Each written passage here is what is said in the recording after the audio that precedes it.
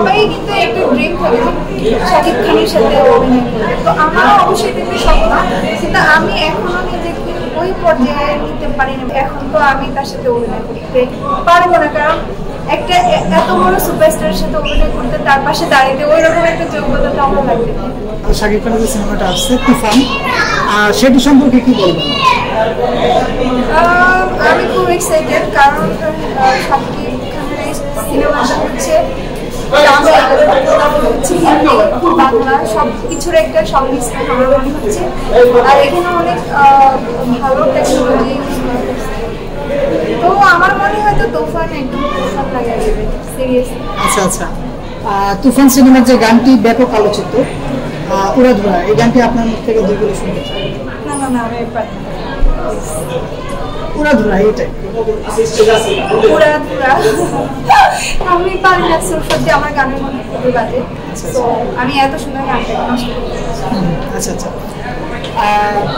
এই যে আপনি মানে যে ইয়াতে আছেন, এই যে বাংলাদেশে আজকে যে শাকিব খান নতুন করে একটা আলোচনা সৃষ্টি করেছে, যা আগে কখনো দেখা যায় বাংলাদেশের সিনেমাতে বলিউড প্লাস হলিউড না কোনো বাইরের নায়িকা কিন্তু ছিল না। তো এই সম্পর্কে কি বলবেন? এটা তো খুবই ভালো যে আমরাও নিজে প্রাউড ফিল করি যে আমাদের দেশের অভিনেতা, সে শুধু আমাদের দেশে না, দেশের বাইরে বা দেশের বাইরে তাকে চিনি সুপারস্টার হিসেবে, তাদের সাথেও কাজ করতেছি, অবশ্যই এটা প্রাউড ফিল করার মতোই। এই যে সুপারস্টারের যে কথাটা বললেন, আসলে বাংলাদেশে কিন্তু বহুল আলোচিত জায়েদ খান, অনেকে কিন্তু সুপারস্টার বলে, আসলে শাকিব খান এবং জায়েদ খানের কতটুকু জায়েদ খানকে সুপারস্টার কে বলে আমি আসলে জানি না। উনি সমালোচিত বা হইতে পারে স্টার, কিন্তু সুপারস্টার তো আমাদের দেশে। আর জায়েদ খানকে সুপারস্টার কে বলে আমি আসলে জানি না, কিন্তু উনি হচ্ছে একটু ক্যামেরার সামনে এসে এমন কিছু বলে, কন্ট্রোভার্সি হয়, ভাইরাল হয়। আমার কাছে জিনিসটা এত নেগেটিভ ভাবে নিচ্ছি না, কারণ যে আসলে উনি তো মানুষকে আনন্দ দিচ্ছে, কারো তো ক্ষতি করতেছে না। কিন্তু সুপারস্টার ব্যাপারটা হচ্ছে অন্যরকম। সুপারস্টার বলতে আমি নারাজ, স্টার বলতে পারেন।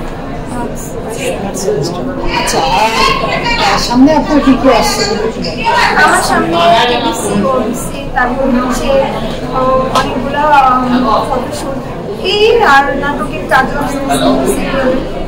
এই যে শাকিব খানকে সুপারস্টার বললেন, আসলে যদি কখনো সেই সুযোগ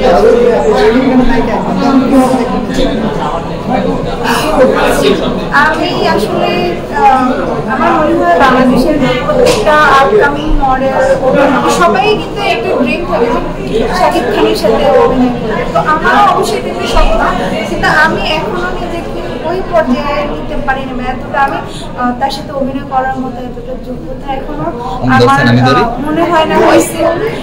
যখন আমি নিজেকে ওনার যোগ্য মনে করবো, তখন যদি আমার তার সাথে অভিনয় করার কোনো অফার আসে অবশ্যই করবো। কিন্তু এখন তো আমি তার সাথে অভিনয় করতে পারবো না, কারণ একটা এত বড় সুপারস্টারের সাথে অভিনয় করতে, তার পাশে দাঁড়াইতে ওই রকম একটা যোগ্যতা তো আমার লাগবে।